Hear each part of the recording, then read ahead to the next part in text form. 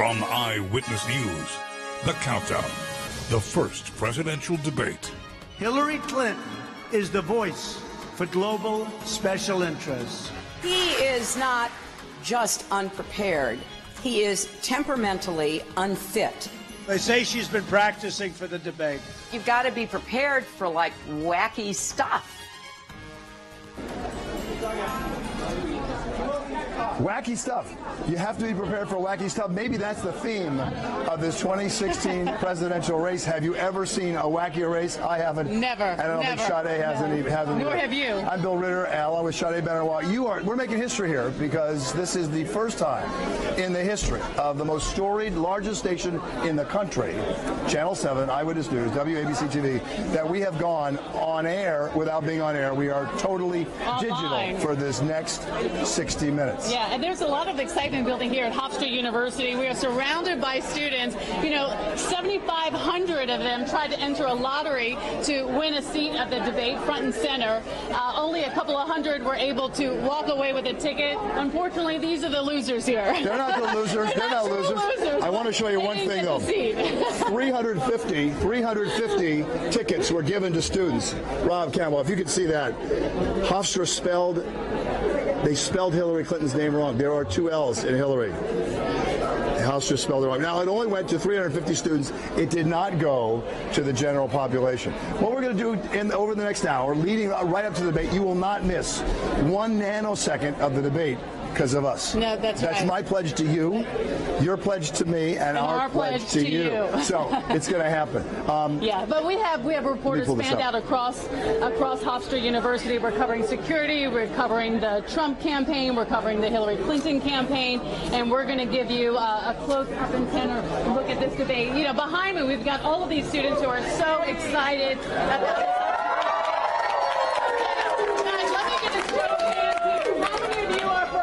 Clinton. How many of you are for Donald Trump?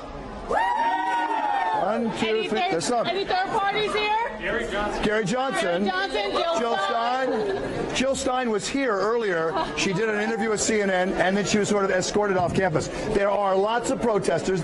I think the protesters want about 10,000. I'm not sure they'll get that many. Lots of cops here. 24 people have been arrested so far. Outside, covering the protest for us, NJ Burkett. NJ, come in, please.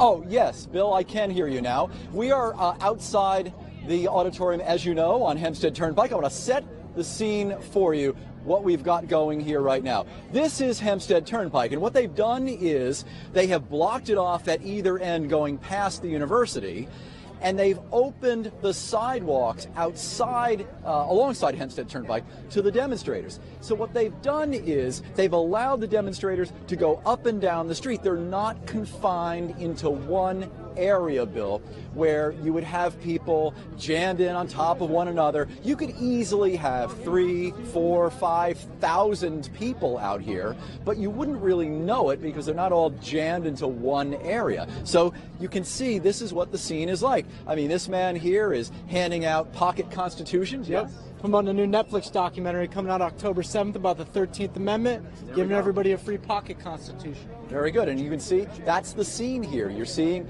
various people handing out, for example, the Constitution. You see other people who are gathered here just trying to see what's going on, try to get a sense of what it's like here to be on Hempstead Turnpike while they're preparing for the debate inside. As I said at 6 o'clock, we are about 5 concentric circles of security removed from the auditorium itself where the debate is going to take place, which is down over in there.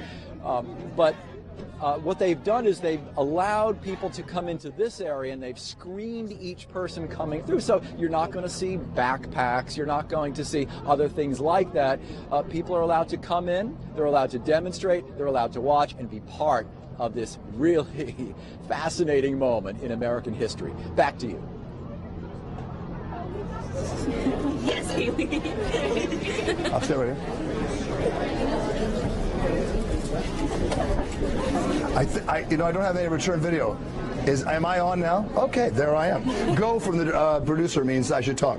Walt Hickey is one of the brains behind the group called 538, which, that's how many electors are all at the Electoral College. Did you know that? Yeah. You did know that because you're a college student, that's why. But a lot of people don't know that. You need 270 electoral votes to win. Just ask President Al Gore whether the Electoral College matters or not. He won the popular vote, but he did not win the Electoral College back in 2000, and so we had President George W. Bush. So 538, we're going to talk to about some of the polling, some of the politics, some of the ways the candidates have conducted themselves and their campaigns over these last few months, and what can we expect until November 8th. So Walt Hickey is one of the brain trust. She's I hope I get this right, Walt, the chief culture writer, is that what you are? That's right, yeah. Thank you so much for having us on. It's been a really busy day. We've had a whole bunch of polls come in, so we got a whole lot to talk about. So right off the bat, we're already looking at a very, very tight race right now. According to the most recent polling average, Hillary Clinton has a 42% of the popular vote at the moment. Donald Trump has 41%, which means that there's a ton of undecideds up for grabs tonight. Now, granted, a lot of those folks are already looking at Libertarian candidates, Green Party candidates. But right now, we've got a lot of undecided voters in this country, at least 20 million. And so what we really want to see tonight is whether or not we're going to see the needle move at all when it comes to this very, very tight election. Well, historically, and there is a 3-second delay, so I will try not to step on you and maybe vice versa, but it'll be my responsibility to let you talk. Historically, these debates have not really moved the needle, as you say, all that much. What would it take for that needle to move, and who are these people who are undecided? What we're hearing so far is that a lot of millennials are, leaning towards some of the independents, Gary Johnson, Jill Stein, and that could very well take votes more away from Hillary Clinton than for Donald Trump. Yeah, so with the undecided voters, it's actually a really, really interesting group of people. About 60% of them are women. About 54% of them are over the age of 55. A lot of them are not happy with the direction that the country's going in. So you've got a lot of dissatisfaction among this group. They look something like the Trump supporters. They look something like the Hillary supporters. So it's going to be a really interesting evening to see how these folks can be wooed. What's really kind of going on for tonight is the policy has been not exactly a major element of this campaign so far. A large percentage of people who are following this election, U.S. adults, are not super familiar with the plans laid out by Hillary Clinton and Donald Trump. So this is an opportunity for them to reach out to people with their policies and let them make a judgment about it. That's a really good point, Walter. So many of us who cover this day in and day out, and a big percentage of the population as well, know exactly what they want to do. They follow it very closely. But for a large segment of the population, if there are indeed 100 million Americans watching this debate across the country tonight, this will be the first time they really get to see them, doing this and laying out some policy. How important is it for Hillary Clinton to lay out policy? I think people understand that. A lot of experts say it's more important for her to connect, and I say that with some hesitancy. I don't want to sound, sexist or gender typing here because, she's a woman, she's trying to connect with the human part of it. I'm not sure they ever say that about Donald Trump, but that's what a lot of experts say. And for Donald Trump to not be the negative bully that he has been in the prior debates, but instead to sort of be calm, not say crooked Hillary too much, and not get angry and pick up the bait with Mark Cuban, wiggling his thumbs and fingers at him with his ears from the front row. He can't do that, according to the experts. Yeah, it's been a really, really interesting couple days ahead of the debate. Just earlier tonight, we already saw some needling on Twitter. Hillary Clinton tweeted out, for instance, a video from the from the White House Correspondents' Dinner, where President Barack Obama was kind of making fun of Donald Trump. So there's a lot of head games going on. But the real kind of question here is you look at who are Americans looking at to be trustworthy on certain issues. And when it comes to issues about the economy, they kind of look closer to Donald Trump's vision. And when you look at issues like national security and foreign policy, they look a little bit more towards Hillary Clinton's. And what really kind of comes down to tonight for Donald Trump, Hillary Clinton is the preferred candidate according to polls when it comes to who would make a better commander-in-chief. If he can make a credible case tonight that he would be a better commander-in-chief, then you could potentially see some movement in the polls. But again, a lot of this is just you have a lot of unfamiliar Americans, you have a whole lot of undecideds, there's a ton of uncertainty.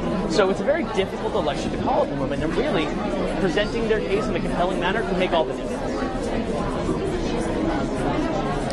about young people? And I know you guys follow, you at 538 follow young people a lot, college students. We're on a college campus, as you know, here tonight. What are they going with this, and how much of a move will they make to perhaps go against the establishment, go against someone who has no experience with Mr. Trump, and go to this third party? And let me just say for the audience who are watching, third parties have played, very big roles in 2 generations of elections. 1992, you had Ross Perot to the right of George H.W. Bush, and that presence of that third party candidate allowed Bill Clinton to be elected without the plurality, about the majority of the audience. He had a plurality, but not the majority, not over 50%. 2000, Al Gore, George W. Bush, Ralph Nader to the left of Al Gore allowed George W. Bush to get the most amount of electoral college votes. These third parties can make a very big difference. Yeah, so if you look at, remember earlier it was like Hillary Clinton, her polling average right now is 42%, 41% for Donald Trump. So you ask yourself, where are those other 17% of voters? The answer is 7.3% of them are with Gary Johnson. A lot of election models don't factor this in. A lot of election models just kind of write off, oh, the third party candidate will go away. But the 538 election model, we'll be talking about it all night. This is a big deal. If 7% of the electorate is looking towards a third option, that will have demonstrable effects on the race. You see this repeatedly, like you were saying, out in Florida in 2000. This is a demonstrable thing that will happen, and it can't really be ignored at this stage on the cycle, especially when there's just so much uncertainty going on. Let me ask you, Mr. Hickey, what you think is going to happen tonight? We saw Mark Cuban arrive at the debate center here at Hofstra a little while ago. He made a very big deal. He doesn't like Donald Trump. Donald Trump does not like him, although the two billionaires did like each other at one point, not all that long ago. But Cuban arrived. He made a very big deal of saying he's going to be in the front row, I guess as some sort of 7th grade, tactic of trying to rile up Donald Trump. And then Donald Trump, equally 7th grading, saying back to Cuban, well, I'm going to bring Jennifer Flowers to sit right next to you. Jennifer Flowers being the woman who said that she had a 12-year affair with Bill Clinton back when he was governor of Arkansas in the 1980s. What is this going to play like, especially to the millennials who are, I think, want some serious issues being discussed? Yeah, so I'll confess, I was 2 years old when the Jennifer Flowers incident broke, and you're going to have a little bit less traction with millennials when it comes to that kind of earlier history. I think what we're going to see tonight is Americans are looking for policy in this. There's been recent polling numbers suggesting that 65% of Americans wish that there were more policy going on in this election. That's from the Pew Research Center. And I think tonight's going to be everybody's interest to demonstrate that. Hillary Clinton's going to try to demonstrate her long career in public policy. Donald Trump's going to try to put on a very solid face and a very sincere face. These are candidates who have a little bit more uncertainty when it comes to their voters of what they actually support. And this is going to be the perfect opportunity on the national stage. It's going to be one of the most watched things ever on television when it comes to these presidential debates. It's going to be a big deal, and it's a really big opportunity for each candidate. I think that they're going to keep it together, actually. There's a chance that we will get into some of that kind of 7th grade fighting, but honestly, that's a debate staple. There are all sorts of dirty tricks going back, and honestly, it's nothing new, but I think this night it'll be very interesting to see about policy. Well, there you go. And I know you're interested, and all you people at 538 are just anxious, like a lot of Americans, to see what happens. Let me just tell you something really quickly before I say goodbye, Walt. Mark Cuban says he will be bullying Trump, but not in the front row tonight at the debate. So you go take that what it was worth. Walt Hickey, the chief culture writer, I'm not sure what the title is, but one of those two, with the organization 538. Walt, thank you so much for your insight, and good luck tonight. We'll look for your analysis on your website later on. Thanks for joining us. All right, we're here at Hofstra with a bunch of students, and my pal Sade is here to talk to them. Sade. Hi, Bill. Well, you were just talking about the tone and temperament of this election with the millennials, and before we go to Dave Evans, who's going to talk about Hillary Clinton, I've got here your name? Xavier. Xavier. So how do you feel about the negative tone of this campaign election? Well, a lot of the election has become sort of who do you don't want to be president, of the United States, and that's kind of caused like a rift in between like what everyone, believes in and what side they decide they choose, and I feel like that's caused a lot of tension between everyone, and especially on campus, everyone's kind of frantic, trying to figure out like who they're voting for. There are people giving out signs and pins to whoever. And honestly, the tone of the debate is kind of hectic, honestly. And it's going to be interesting to see who like kind of comes up on top, and you know. Okay. And you are a Hillary Clinton supporter. I am a Clinton supporter, yes. What are you hoping to hear from her tonight? I'm hoping to hear that she's an ally to the LGBT, to Black Lives Matter. Honestly, if Hillary Clinton can prove that she's an ally to a lot of these important groups, then honestly, I think she could possibly have the vote. We'll wait and see. All right, thank you so much. Well, now let's go to Dave Evans, and Dave has more about Hillary Clinton. Has she arrived already, Dave? Well, Sade, this is where it's all going to be taking place this evening in about 45 minutes, the David Mack Sports and Exhibition Complex here at Hofstra University. It's going to be interesting to see how Hillary Clinton handles this 90-minute debate. We already know that Hillary Clinton is very, very smart, but she cannot just show up and talk about policy here in this debate. She has to do that and also call out Donald Trump when he lies, and do all of this while coming across as trustworthy and likable. And that has been a big problem for her this past year or so, being trustworthy and likable. Somebody who knows her very, very well is the mayor. He ran her Senate campaign back in 2000, long before he got into politics. I had a chance to talk with the mayor about 15 minutes ago about what he wants to hear in this debate tonight. This is part of our interview this evening with the mayor. Donald Trump this evening lies, flat out lies. Yep. What do you want to see Hillary Clinton do? Oh, I think Hillary Clinton is a great fact checker. I think she will be able to identify that lie and call it out firmly, clearly. Look, she's an extraordinarily prepared person. That's her nature. She's substantive. She's a policy wonk. If he comes out and says something that's a blatant lie, I think she'll be able to lay down a very clear correction. And that's going to make an impact. How does she do that, though, Mayor, and also come across as likable and trustworthy? That's her big problem area. Look, I think she plays to her strengths. That's always what she's done in the past, and that's what she should do here. The fact that she knows the issues, the fact that she has a clear, strong platform, the most progressive platform in decades, the fact that she's been at it for decades trying to help people, including children and families, play to those strengths.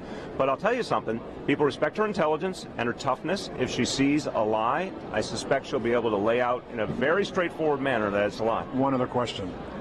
One of her closest aides, Brian Fallon, her press secretary, said earlier this afternoon, I asked him, is she nervous? Is Hillary Clinton nervous? And he had an interesting answer, and you know her very well. Yes. And you tell me if this is true. He said, Hillary Clinton does not get nervous.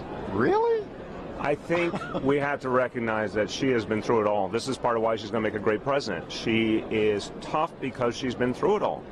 And, you know, if you listen to the stories of her mother and what her mom went through, her mother taught her to be tough. If you look at the history of everything she's been through in public service, no matter what was thrown at her by the insurance industry or so many other opponents, she kept going. So I think she's focused, she's purposeful, she does not spook.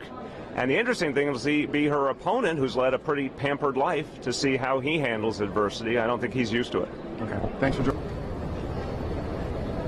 And that, of course, is the mayor. He and his wife, they're going to be inside for the 90-minute debate. We've seen Democrats these last few days, including the mayor, kind of try to lower expectations in this debate, asking questions about will the moderator play the fact checker tonight if Donald Trump blatantly lies during this debate. The Democrats who I talked to today and tonight all say the same thing. If the moderator does not call out Donald Trump, then Hillary Clinton certainly will.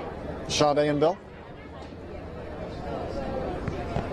All right, Dave, I think everybody's got to be a little nervous about tonight. Lester Holt and even Hillary Clinton, even though she has 34 debates under her belt. Now I want to toss it over to my colleague, Bill Ritter. And Bill, you've got more on the Trump campaign, right? You betcha.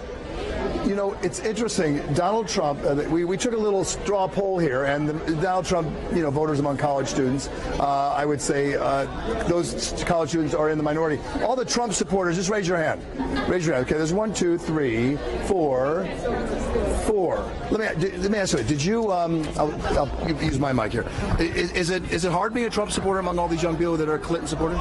I think so, yeah, it is. Is it an intellectually honest debate when you have with them, though? I guess so, yeah. You don't get angry and you know. No, I yell and don't. stuff. I like their opinions. I respect their opinions. But I have my own, and that's just how it is. Do they get angry at you? I don't think they do. I hope they don't. I hope they don't too, because back when I was born, and back when we invented the wheel, debates, political debates like the one we're having tonight, and campaigns, they were spirited and they had lots of anger, but not anger, vitriol anger. It's not that. It was the anger that comes from disagreeing, and then you shake your hands and give each other a hug and go have, a glass of wine or something. But for those of you over 21. But this time it seems a little tougher, and I'm glad to hear that you guys can have these debates, Clinton versus Trump supporters, and not, go mano a mano and have it be vitriolic. So that's really good. You have elevated the discussion. We thank you for that. Our Sandra Bookman is nearby. She's covering the Trump side of all this in the spin room there, and I'm going to analyze what Mr. Trump does and what Mr. Trump says. And Sandra, I assume you can hear me, and if so, I want to ask this question. What are you going to be looking at? Are you going to look at whether Donald Trump can, whatever it means, be presidential, or whether Hillary Clinton's going to get under his skin and he's going to be kind of angry and mad and vitriolic, some of the things we saw in the Republican primaries? I think that's the question. I've been picking the brains of some of Trump's surrogates here today. That is the question. Which Donald Trump is going to show up? We all know what a showman he is. We all know that he says things that none of us would dare say in public. We all know that he has no problem saying, yep, I said it. I think what a lot of people want to see from him tonight, and as Congressman Peter King said to me tonight, they want to see Donald Trump be a little bit more cerebral. They want to see Donald Trump, at least for a little bit, be a little bit like Hillary Clinton. Conversely, you've heard people say they'd like to see Clinton be less of a brainiac and a little bit more speaking from the heart. Now, talking to Congressman Peter King a little bit earlier today, he told me, too, that he thought going into this debate, Donald Trump has somewhat of an advantage. He says that most of the people watching the debate tonight probably know who they're going to support, but that small group of undecideds, it's actually larger this year than in presidential years past at this time in the election. He says those folks are taking a look at Hillary Clinton and Donald Trump to see where they're going to throw who they're going to throw their support behind. Many of them, they already feel like they know Hillary Clinton. Sure, they know Trump's name, they know he can be outrageous, but tonight they want to see if he can hold his temper, if he can be presidential, and he believes that is exactly what Trump is going to do. In fact, King says he believes that the debate tonight is Clinton's to lose because she has so much more at stake. It's a lot more difficult to convince people that you're trustworthy in 90 minutes, more difficult than it is to convince people that you can hold your temper and be cool. I want to show you a little bit where we are at this point in the debate. We are standing in what's called Spin Alley. Now you see that gaggle of reporters and photographers there. They're waiting to interview someone that's either a surrogate for Trump or a surrogate for Clinton. And by surrogate, we mean somebody that's acting as their spokesperson when the candidate is not here. And then I'm going to ask the photographer to pan over a little bit to this area across the way from me. This is the media filing center. This is where the journalists are sitting tonight, filing their reports, getting prepared to watch the debate. This is a pretty crazy, wacky area, as a matter of fact. Just a few minutes ago, we had Mike Spence walk through here, followed by Don King, followed by former Indiana basketball coach Bobby Knight. Those folks, of course, are surrogates of Donald Trump. And then we had Omarosa. You remember her from Trump's Apprentice show, also one of Trump's surrogates. This is the area, we call it Spin Alley, because this is the place where essentially the surrogates for the candidates do their spinning. They tell you what you are going to hear during the debate, what you thought you heard during the debate, and what they want you to believe you heard during the debate. So they've been talking today, and they're going to be talking to us after the debate. And a lot of people suggest, Bill, that the conversation that goes on after the debate and on social media really ends up affecting, what people think they heard or saw in that debate. Bill? No, that's a really good point, Sandra, and I think that it has changed the traditional spin room that you're in. This is the new spin room, and not just for today right after the debate, but really for the next couple days going forward. Fascinating take on all this. Sandra Bookman in the spin room with the Trump campaign, seeing some of these Trump celebrities, Bobby Knight and Don King. Sandra, thanks for checking with you a little later, of course, tonight at Eyewitness News at 11 o'clock. Rob, come this way because Sade and I get to interview a very interesting young man. Yeah, and Bill, you're talking about political spin. Boy, do I have some political spin for you. Coming right in now. Hey, right on cue, right on cue. Where's your helmet? That's right. Where's your helmet? Indoor. I got it right back there. there. Good. Okay, good. You guys, this is Michael Koenig, and you have traveled more than 500 miles. Yes, I started at the convention, the Republican convention over in Cleveland, came to Philly, and that was doing those two conventions. Now we got the debates. Have to get there. So how many miles have you? So 500 in total, 500. and then 30 coming out here. So this was a nice little stint. And you've been able to talk with everyone on the road as you were on your bike. Tell us, what has been the most memorable story for you? I think one of the most memorable moments was just we stumbled upon a wrestling match under a bridge, and it's a political brawl, and there certainly will be one tonight. And to see these folks who were talking about the election during a wrestling match as we sat down and talked to fans, anywhere you go, people are talking about what's going on. Were the wrestlers talking about politics? Yep. It's like, we don't like NAFTA. Nothing like that? Something like that? But really, what are the central issues that you are finding with voters? I think the central issue is, it's everyone's across the spectrum, and that's what we've noticed, and you see it pretty evenly divided right now in the polls as well, which is, how do you take care of people? Because a lot of people still are left out of this economy, and so even at a baseball game, in the cheap seats and the bottom rungs, and then in the most expensive, we did a survey, and they're split, and it's because this country's deeply divided, and hopefully during this debate, people will find a resolution and one candidate will emerge.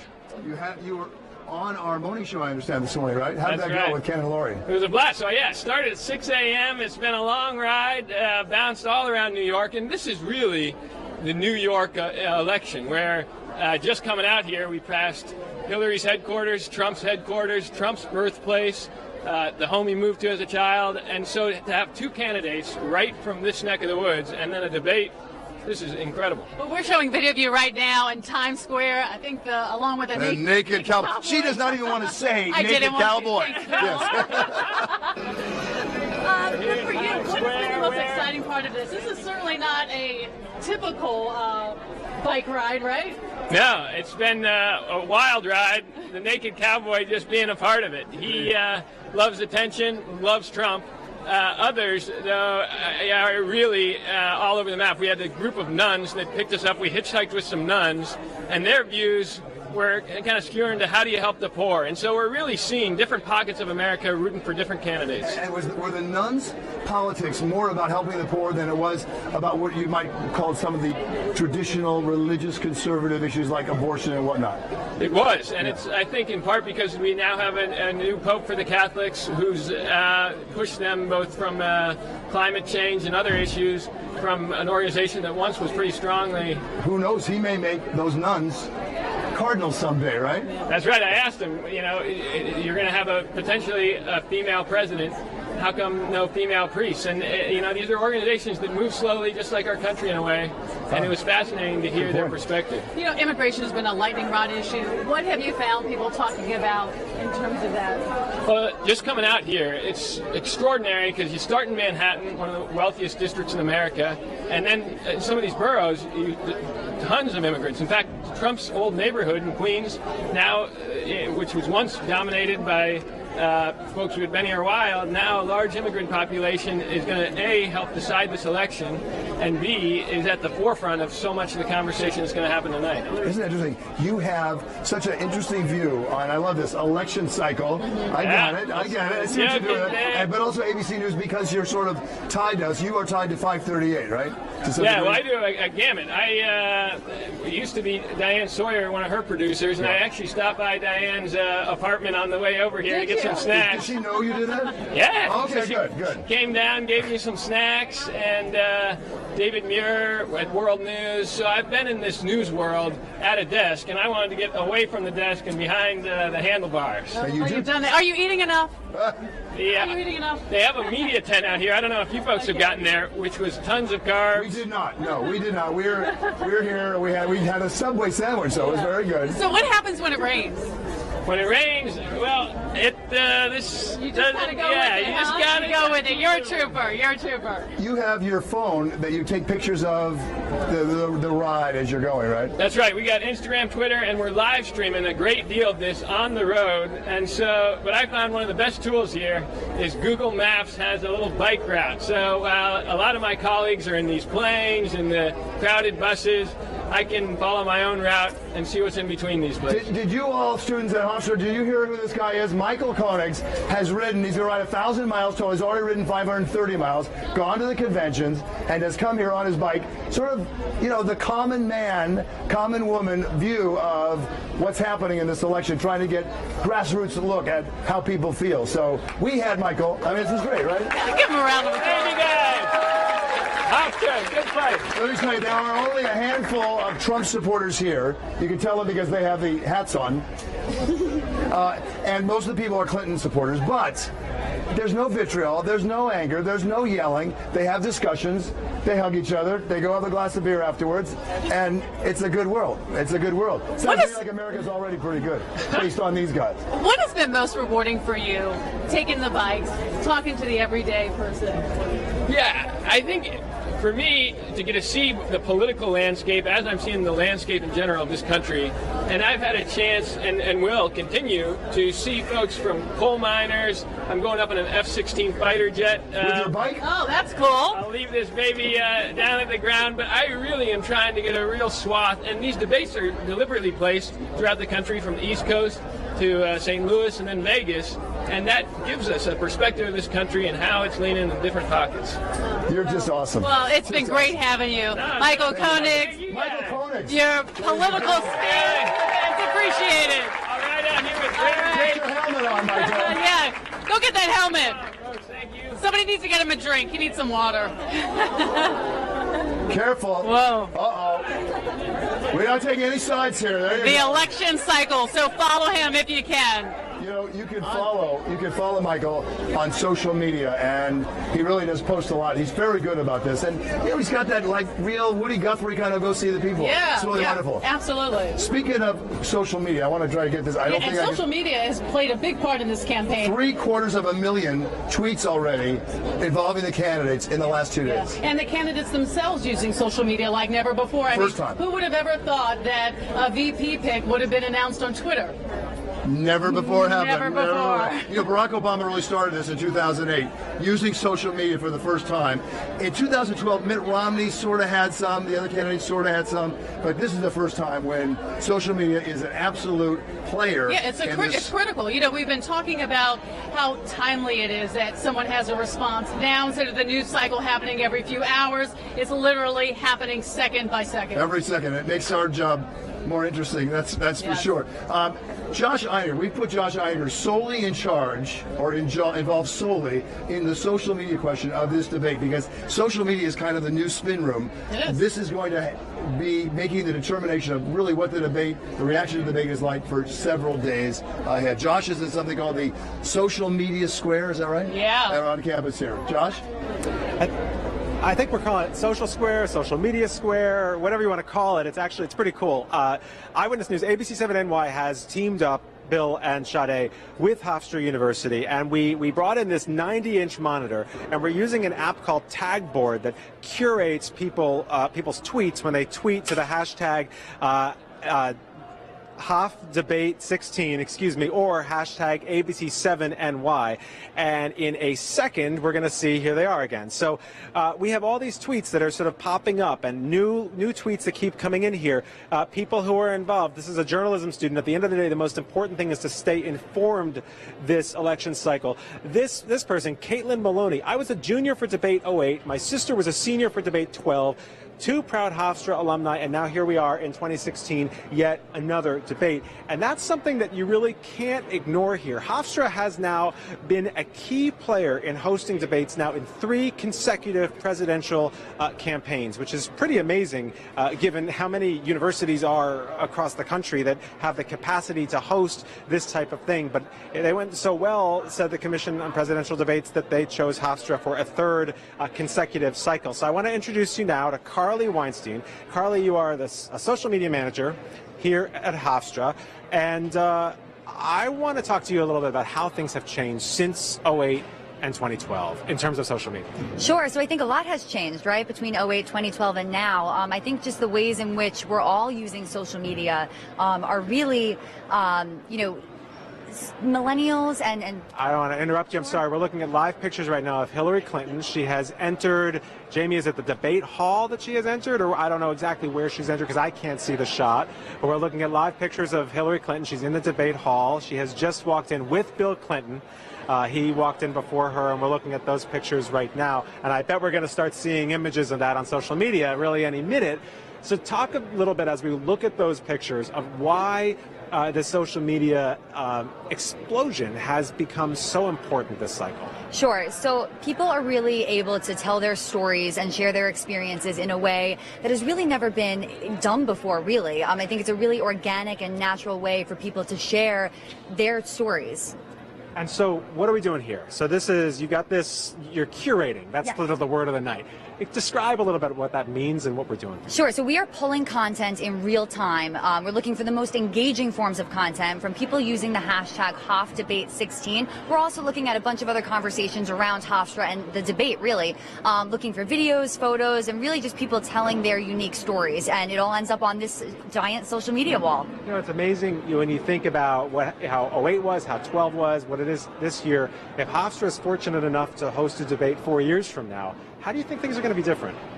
Well, just in terms of social media, I think in terms of the way that we're seeing students civically engaged, right? You know, through social media, we're able to see how students have been enjoying what's going on campus. They're enjoying, they enjoy Broadcast Plaza, Issues Alley, the watch parties going on. So I think for people who aren't on campus, they're able to still experience it with them.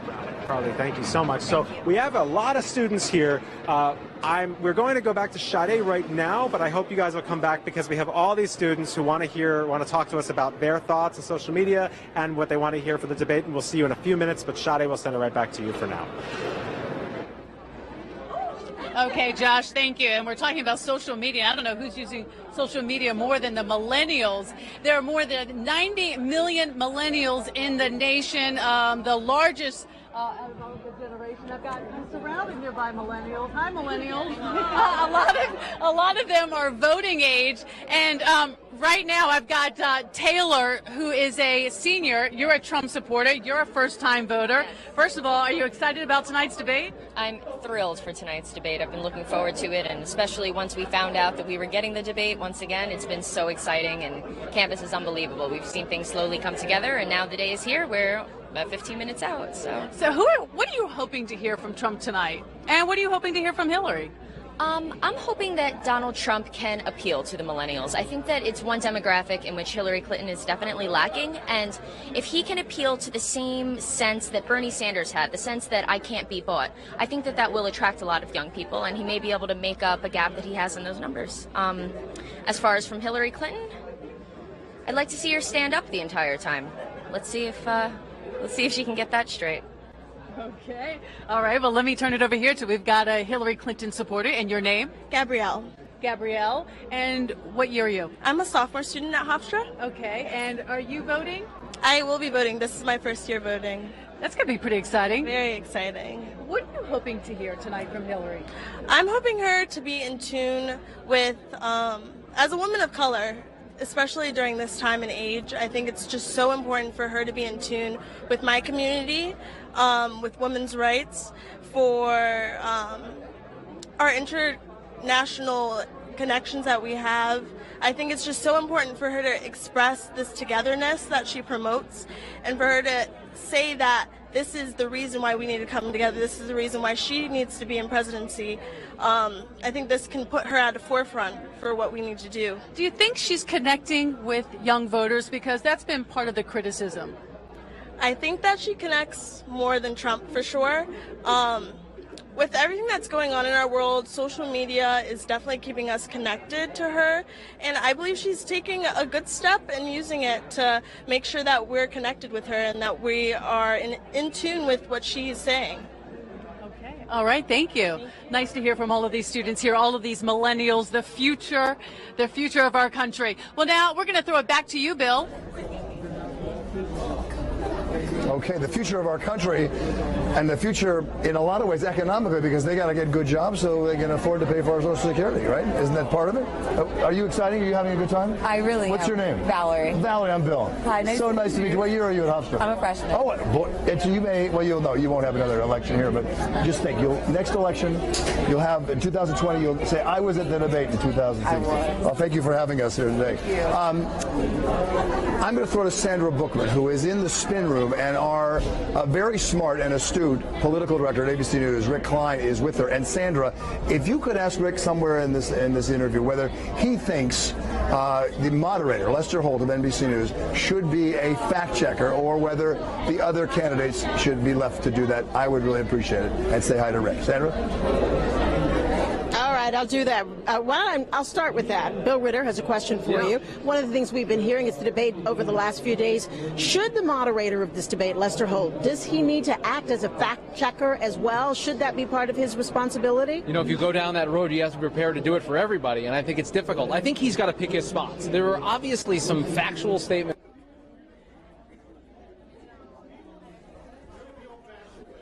want to see, that is false, Mr. Trump, or that is false, Secretary Clinton. I think they want to say, well, what about the time you said this, or what about that? Ultimately, it's about fostering a conversation on the stage. So my expectation would be Lester Holt finds a way to keep, if Trump says something that's out of line or out of step with reality, bring Secretary Clinton into the conversation. Let the candidates go at each other. Ultimately, it's their job to win or lose. Yeah, and it gets them to interact with each other. That's right. And hold each other's feet to the fire, so to speak. So what does Donald Trump have to do tonight?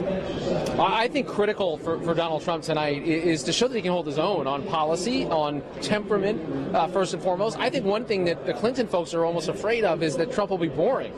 They're used to seeing this bombastic, over-the-top personality, and they know how to run against that. What they don't know how to run against is someone who is prosecuting a steady case and not doing a lot of crazy things on stage. Obviously, he's got to avoid things like calling her crooked Hillary. We've seen at other stages. You remember those stages where we had Lion Ted and Lil Marco and Jeb Bush, low energy. That can't happen anymore. And I think he's got to dial that back and be a lot more disciplined than he has been. Maybe more like he's been the last couple of weeks. I think for him, though, he's just got to show that he's of a presidential style and temperament. And what about Clinton? Does she have to tap into her inner Donald Trump, so to speak? Well, I think there's an element of Clinton's performance tonight that has to go against type. She's the brainiac. She's the one who studied and over-prepared in her own explanation here. People want to see her take the fight. You could see it in our latest polling. She has not solidified the base of the Democratic Party yet. A lot of them want to see that case brought directly to Donald Trump. And I think if the 90 minutes go by and it's just a policy discussion, I think on one level you can say Hillary wins that. However, I think it's a missed opportunity to get her base as excited about this election as she needs it to be. And one last question before I let you go, because I know you got to get ready to work tonight. How much of what we end up saying about this debate tonight is going to be what they actually do and what we hear on the stage and what we hear about and what we talk about on social media and on the networks after this debate? More important than what happens tonight, I think, is exactly that. People remember a couple of moments, a few themes, memes, what the SNL characters end up doing with this.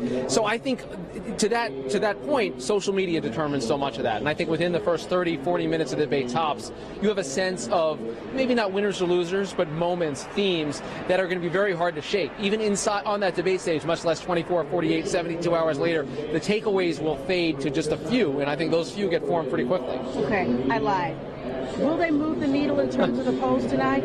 You know, our latest poll had only 3% undecided. But if you ask people a little bit deeper than that, you've got about 1 in 5, about 20% who say they might actually change their minds. And you've got people telling pollsters at least 3/4 of the country might tune in. So even if there's 100 million people, that's an enormous number, record-setting. It's impossible to imagine that happening without people forming. So I think particularly among the Hillary Clinton base, which is not all the way there yet, a lot of them are still with Bernie Sanders and wishing that had happened. Maybe they're supporting Johnson, maybe they're supporting Stein. Those are the folks that can move. It isn't necessarily saying, I was with Trump before, now I'm going to Hillary Clinton. That won't happen very often. But you will get people that are on the fence about whether to vote or on the fence about a third-party candidate that can move. All right, Rick Klein, thank you so much for being with us. I'm going to toss it back to you, Bill. Sade. Just a fascinating interview with ABC News political director Senator Rick Klein, and talking about the little margin of error each candidate has with a small sliver of undecided voters in this election. Any mistake that they make tonight could weigh very heavily on moving those undecided voters. Typically, debates don't move people, but this one might. We will see, because it's a very small segment of the population that is still undecided. We just got this in from ABC News. President Clinton, we thought, was going to watch it from some hotel around Long Island, but no, he is going to be in the front row with daughter Chelsea, President Bill Clinton, Chelsea Clinton, all sitting in the front row for this debate to watch Hillary Clinton versus Donald Trump. Security, because there's one president and two people who want to be president, is very tight, as you'd imagine. We want to throw it back outside to NJ Burkett. 24 people at least have already been arrested so far. NJ sort of keeping watch on all the protesters for us outside the Hofstra debate hall. NJ.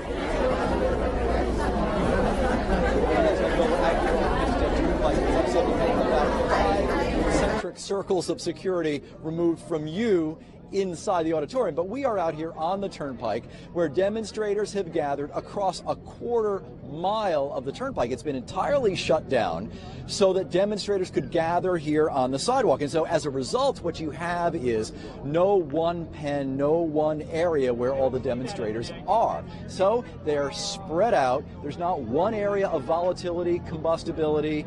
It's really feeling almost like a big street festival here. You see so many different groups representing so many different constituencies. You have Trump supporters, supporters of obviously Mrs. Clinton, and then you've got supporters for the other candidates as well.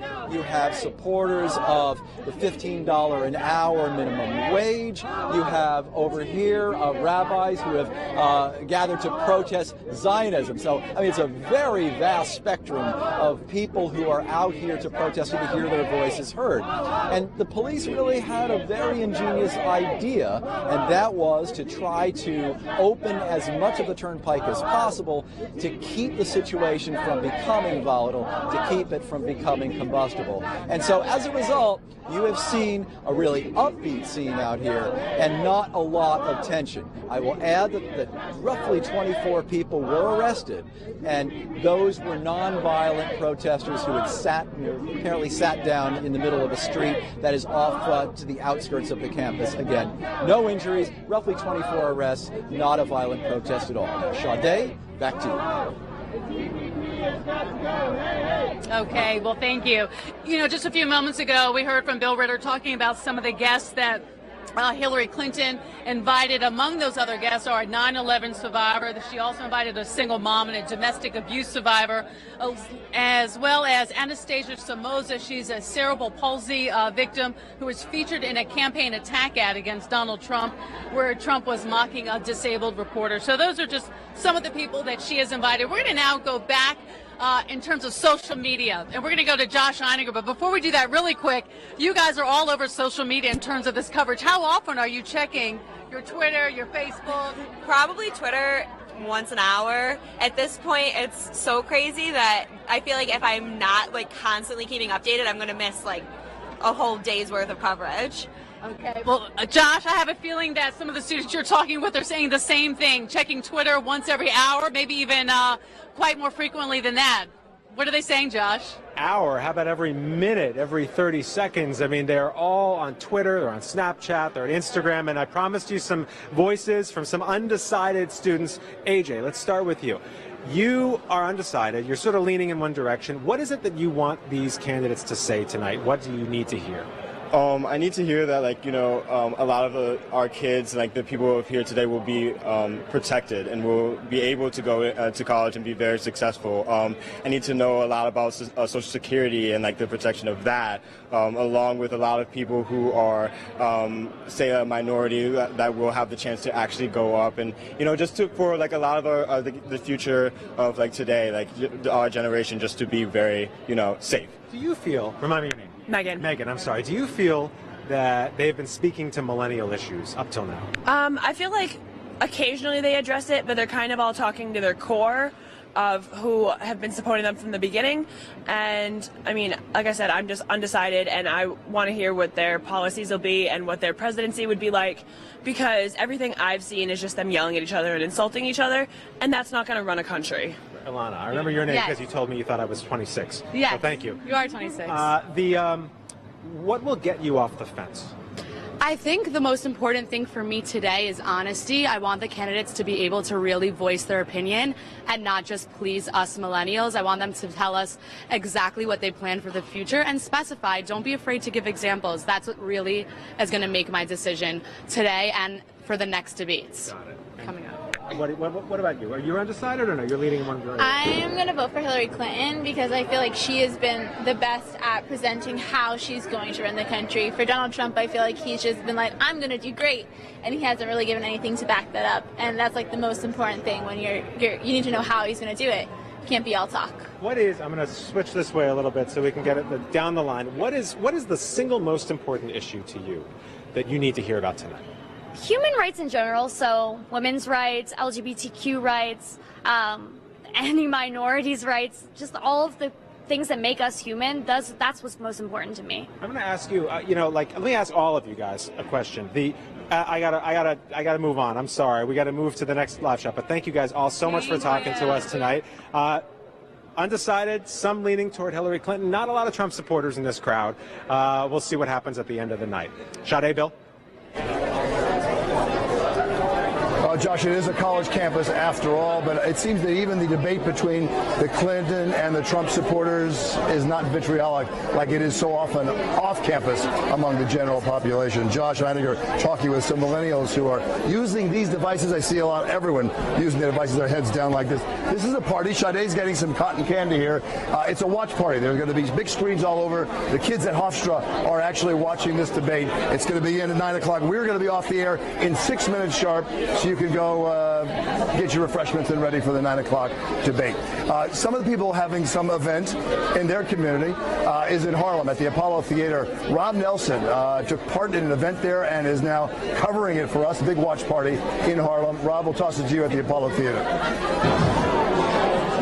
Hey, good evening to you, Bill. Let me just step out of the frame here to show you what a great crowd they have here at the Apollo. Place is pretty much packed here. There was a line outside that went down for several blocks. People lined up earlier this afternoon, stood in line a few hours to get in. And what was really cool about this event, not just the packed house and a lot of high energy here tonight, but also they just completed a panel discussion a few minutes ago where they had this really distinguished panel of kind of political analysts all kind of sharing their thoughts and giving their insight about this election and also about what we can expect in just a few minutes when this highly anticipated debate finally gets underway. And I'm very lucky because standing right here with me is one of the folks that was on that panel, which will introduce you to Derek. First of all, tell people kind of what you do before we get into the meat and potatoes of the issues. I am the Senior Vice President and Chief Content Officer of Black Enterprise, and in that role I oversee content across all of our print, digital, broadcast, and event properties. And what do you think minorities in particular may be listening for out of this election, since there's been such a strong undercurrent of racial issues for months now? I think what they're going to be looking at is what is on the mind of the candidates as it relates to, stopping the fatal shootings by the hands of police. What do they see their Attorney General's office looks like in terms of, being involved in the prosecuting of such crime? What are the candidates going to do in terms of trying to heal the divide? what are they going to do in terms of trying to promote better relationship between the African American community and the police community. I think all those are issues that our audience as well as African Americans are going to want to find out from the candidates tonight. And considering what's been going on in Charlotte and Tulsa, certainly that is a front burner issue right now. That's certainly bound to come up. Let me ask you this too. Obviously, very pro-Clinton crowd here, not surprisingly at all. She's clobbers Trump in the polls, 90% of African American support. So clearly, this crowd at the Apollo in Harlem, big Clinton supporters here. Oh, they're giving me the rap. But I promise you, I had a great question for that. But thanks for your work time on the panel and for joining us on this, guys. We're going to send it back to you at Hofstra, but Harlem, the Apollo, they're ready for this debate. Back to you. Back to Rob Nelson at the Apollo Theater in Harlem for Eyewitness News at 11 o'clock with the reaction to after this debate, right? Well, the clock is ticking. We're now, what, about 5 almost minutes away? 8:56, 5 minutes from the actual debate. And we're going to actually have, we're out of here at 8:58, so you have time to, take care of all your personal work at home and maybe pop some popcorn or whatever you want to do, right? Yeah, but it's going to be a thrilling debate, I think. We're expected to have 100 million people actually view this debate. Super Bowl numbers, that's what we're talking about here, right? It's a party here, but it's serious. I've been really impressed with the kids at Hofstra who are taking these issues seriously. And again, I can't stress this enough. The people who are for Trump, the people who are for Hillary Clinton, are talking to each other, and they're not doing it by slinging any kind of mud. They're having real, honest, intellectually honest discussions. It's been very impressive. And these students, they want to hear about the issues.